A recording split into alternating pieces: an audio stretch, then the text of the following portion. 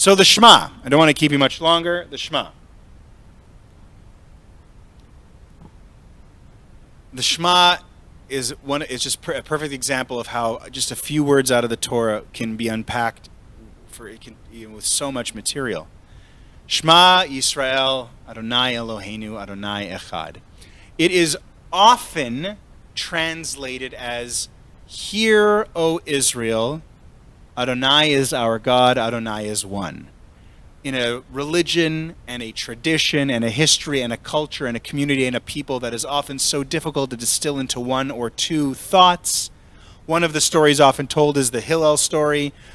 Everything that is harmful to you, do not do unto others. The rest is commentary, go study. That's one way of kind of distilling the Torah and Judaism. But another way is really kind of the Shema, right? At least an ethical monotheism or a monotheism at its time, so rare. And the Shema has stood the test of time as being one of these pillars, one of these lines that we go to. Shema Yisrael Adonai Eloheinu Adonai Echad. There's a tradition, especially in Orthodox communities, that they teach young children the Shema as the first thing they learn in Hebrew. I myself remember learning that melody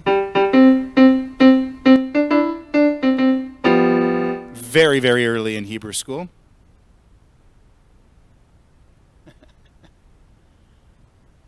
And the Shema is very important, right?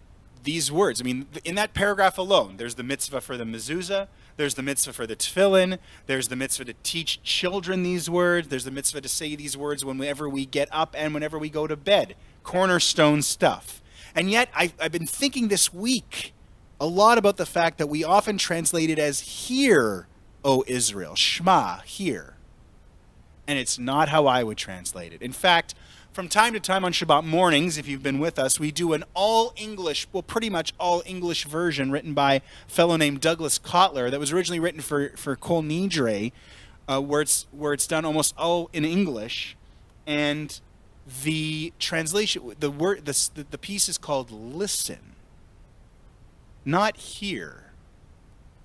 And whenever I teach students what is the Shema, I would say it was Moses telling this group of 2 million people getting ready to enter into the land, "Shema Yisrael, listen up, people.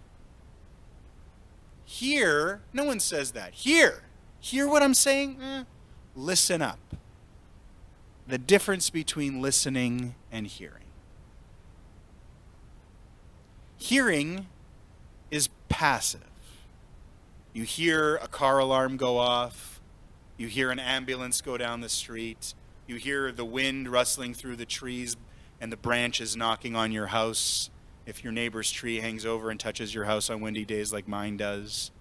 You hear birds and these things, they're all kind of in the, right, that you hear them. But hearing is passive. Listening is active. We should really never translate the Shema as "Hear, O Israel." We should only ever translate it as "Listen up, Israel.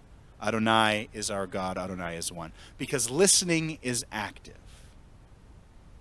Hearing is passive, but listening is active. When you listen, when you really listen, and I know this because I used to be a bad listener. I've always been a good talker. But one of the best pieces of advice I ever got in my life when I was a young radio host in talk radio was, the best radio hosts are better listeners than they are talkers. Because you think you've got all this time to fill, talk. Dead air is bad. When I started listening attentively, actively, I got better at talking. Because then it becomes a conversation. Hearing involves your ears. And I know there's brain stuff going on too. But for the point we're trying to make here, hearing involves your ears, but listening involves your ears and your brain. Listening is about hearing something, taking it in, and then doing something with that. It's not enough just to hear people say to you, "Adonai is our God, Adonai is one." What do you do with that? That's why the Douglas Kotler piece is called "Listen." Listen to your God. Listening sometimes requires a little bit of work. Quite often everything is out there, but listening involves reading body language. Listening involves looking at subtext. Listening involves paying attention. Listening involves paying attention to what isn't said. Listening is active. And the Shema, the cornerstone, one of the cornerstones of Judaism, should remind us all the time, every day, when we do it twice a day, that it's about listening. It's about listening to the people in our lives, the people in our families, our friends, the people we work with. Anybody can hear. But listening is actually a skill. Listening is hearing something, taking it in, and then doing something about it. Judaism is all about action, right? A religion of deed more than a religion of faith. Right? It's all about mitzvot. It's all about doing and doing and doing and doing. That's why when we say remember, it's not just about thinking about a person or thinking about an event. It's thinking about an event and then turning it into action. Giving tzedakah, doing something to change our lives with the memory of that person. Remembering is active. Listening is active. Listening leads to learning. And not listening means not learning. And we all want to learn, right? We're not all so proud and arrogant to think that we've got it all figured out. Even those of us who may actually have it all figured out. There's always a chance to get better.